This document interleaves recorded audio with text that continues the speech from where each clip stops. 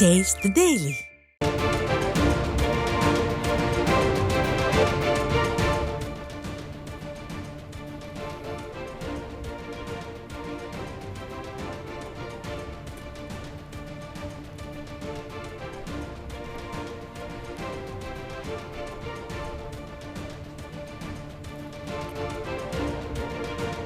நாமக்கல் மாவட்டம் வெப்படை அருகே வடமாநில தொழிலாளர்கள் இருவர் கல்லால் தாக்கப்பட்டு கொடூரமாக கொலை செய்யப்பட்டுள்ளனர். இது குறித்த கூடுதல் விவரங்களை நமது தலைமை செய்தியாளர் ஜெயக்குமார் வழங்க கேட்கலாம். வணக்கம் ஜெயக்குமார், விவரங்களை பதிவு பண்ணுங்க.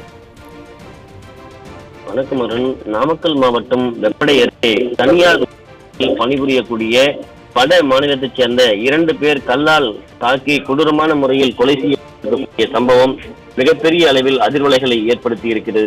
தமிழகத்தில் இருக்கக்கூடிய பெண்கள், மாணவிகள், கல்லூரி மாணவிகள், இதே போன்று மூதாட்டிகள் வரை பாதுகாப்பு இல்லாத ஒரு அவலநிலை ஏற்பட்டிருக்கிறது. ஏற்கனவே கொலை, கொள்ளை, பாலியல் வன்புணர்ச்சி என அதிகரித்து வரும் சூழ்நிலையில் தற்போது வட மாநிலங்களைச் சேர்ந்த தொழிலாளர்கள் கூட பாதுகாப்பு அற்ற ஒரு சூழ்நிலை ஏற்பட்டிருப்பதன் காரணமாக 2 பேர் ஒரே நிறுவனத்தில் பணிபுரிந்து வரக்கூடியவர்களை கல்லால் தாக்கி கொடூரமான முறையில் கொலை செய்யப்பட்டிருக்கிறார்கள்.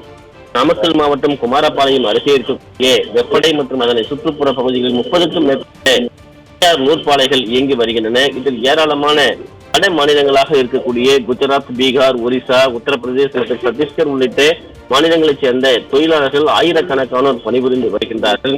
இந்த நிலையில் வெப்படை அருகே இருக்கக்கூடிய பாதரை பகுதியில் செயல்பட்டு வரக்கூடிய தனியார் நூற்பாலையில் தங்கி பணிபுரியக்கூடிய ஒரிசா மாநிலத்தைச் சேர்ந்த வட மாநில தொழிலாளர்கள் இருவர் கல்லால் தாக்கி கொடூரமான முறையில் கொலை செய்யப்பட்டிருக்கக்கூடிய சம்பவம் என்பது அந்த பகுதியில் பரபரப்பையும் பதட்டத்தையும் ஏற்படுத்தி இருக்கிறது.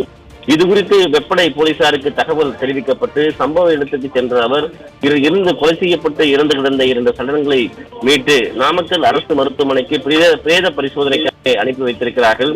இது குறித்து வழக்கு பதிவு செய்து விசாரணை மேற்கொண்டு வருவதாக காவல்துறை தரப்பில் தெரிவிக்கப்பட்டிருக்கிறது. கொலையாளியான ஒடிசா மாநிலத்தைச் சேர்ந்த புலேஷ் மற்றும் முன்னா என்கிற 2 பேர் முன் விரோதம் இருந்ததாக கூறப்பட்டாலும் கூட தொழில் ஏற்பு செய்து கொண்டிருக்கக்கூடிய தொழிலாளர்களாக இருக்கக்கூடிய இவர்களுக்கு எப்படி இந்த மோதல் வந்தது, குறிப்பாக மாலை 5 மணியில் இருவரும் வெளியே சென்றிருக்கிறார்கள், மீண்டும் பணிக்கு வரவில்லை என்று கூறப்படுகிறது. அதன் பிறகு இவர்கள் 2 பேருமே கொடூரமான முறையில் கற்களால் தாக்கி கொலை செய்யப்பட்டிருக்கிறார்கள். இது தொடர்பாக அந்த சக தொழிலாளர்கள் வேதனையோடு தெரிவித்திருக்கிறார்கள். இறந்த குடும்பங்களுக்கு என்ன சொல்வது என்கிற மிகப்பெரிய ஒரு சோகம் அங்கே சூழ்ந்திருக்கிறது. நூற்பாலையில் தங்கி விடுதியிலே முன்னா மற்றும் துபலேஷ் ஆகிய அந்த அவர்களுடைய அறைகளில் 6 பேர் உடன் தங்கி இருக்கிறார்கள்.